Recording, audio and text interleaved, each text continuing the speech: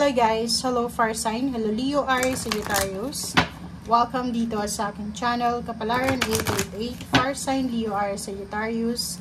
Alamin natin ang weekend reading mo sa weekend na to, Saturday, Sunday. I hope na makuha mo yung energy, makaresonate ka. Fire sign Leo, Aries, Sagittarius. Okay, dalawa yung gustong lumabas sa'yo dito. Okay.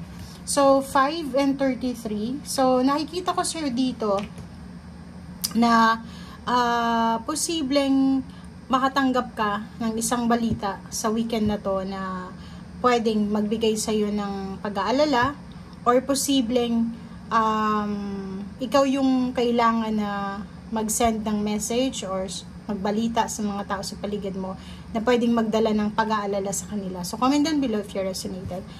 Meron ditong siguro lalaki na medyo may edad na related sa'yo, fire sign Leo, Aries, Sagittarius. Ang posibleng siya yung pwedeng may problema sa ngayon na magdadala sa'yo siguro ng konting pag-aalala or konting concern, lalo na kung ito ay related sa money or related sa papers, documents, or kung ano pa man.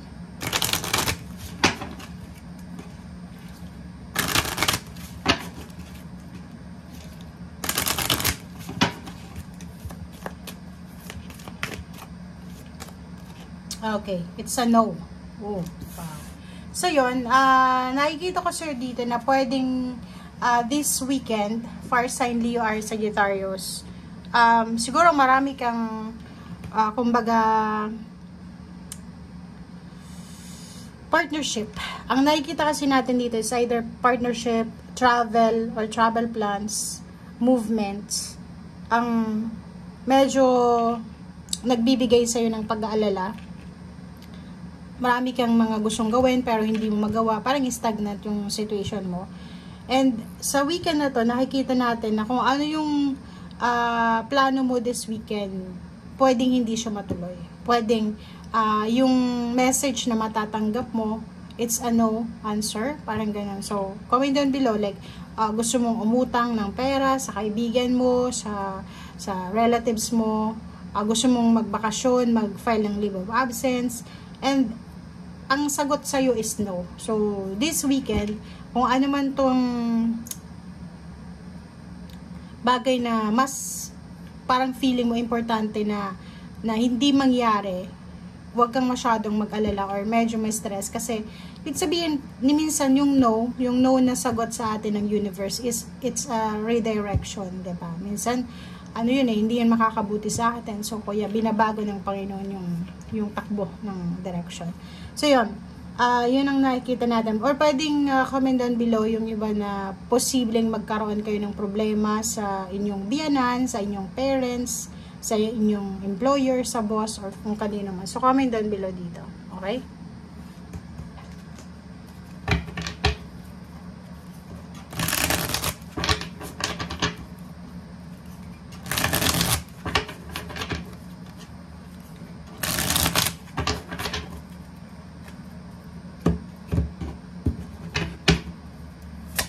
Okay, first card sa third deck natin is Zero the Fool, Two of Wands, and then the Chariot. Mayroon kang mga gustong gawin or may mga plano ka this weekend na pwedeng hindi mangyari, but siguro after weekend, next week, nakikita natin dito na posibleng yung hindi matuloy ngayong weekend ay matuloy siya next week. Tingnan mo yung Zero the Fool, sinasabi na posibleng magamit mo tong weekend na to para makapag-plano, makapag-isip na kung ano yung mga susunod mong steps. And yun, parang sinasabi sa'yo ng barahan na bibigyan ka ng universe ng panahon para timbangin yung sitwasyon. So, pwedeng yung no answer, it's confirmation from the universe na hindi ito yung tamang oras, hindi ito yung tamang timing. Meron sa inyo ditong posibleng kung gusto nyong lumipat ng bahay, gusto nyong bumili ng sasakyan, gusto nyong mag-travel, gusto nyong lumipat ng career, medyo mahihirapan ka ngayon na timbangin kung alin ito. Alin ba dito yung possible sa akin? Alin ba yung mataas yung sweldo? Ganyan, ganito. Okay? Sa temperance, ang kailangan mo this weekend is pasensya. Okay? Huwag kang masyadong magagalitin. Umiwas ka sa tukso ng Parang yung palagi kang aggressive, compulsive, parang ganun. Okay? Temperance. Kasi itong temperance na to, kailangan mo to dito sa no answer. 'Di ba? Like, nakaplano ka na, nakapag-empake ka na, nakahanda ka na, naibalita mo na, celebrate ka na ganito, ganyan. Tapos yung ending, it's a rejection. So, High Priestess, makinig ka sa sinasabi ng iyong intuition. May mga posibleng hidden revelation. Like, for example, kung anong nangyayari sa'yo sa ngayon, may mga hidden messages ang universe dito para sa'yo na hindi mo pa siya makikita sa ngayon kasi hindi pa nga siya hidden pa siya, and posibleng makita mo siya sa future. So, sinasabi sir dito ng Page of Pentacles na maraming darating sa mga susunod na araw, especially bago matapos yung taon. Maraming good news ang parating sa'yo na posibleng magdadala sa'yo and then the rest of your family ng happiness, fulfillment, achievement, prosperity, and abundance.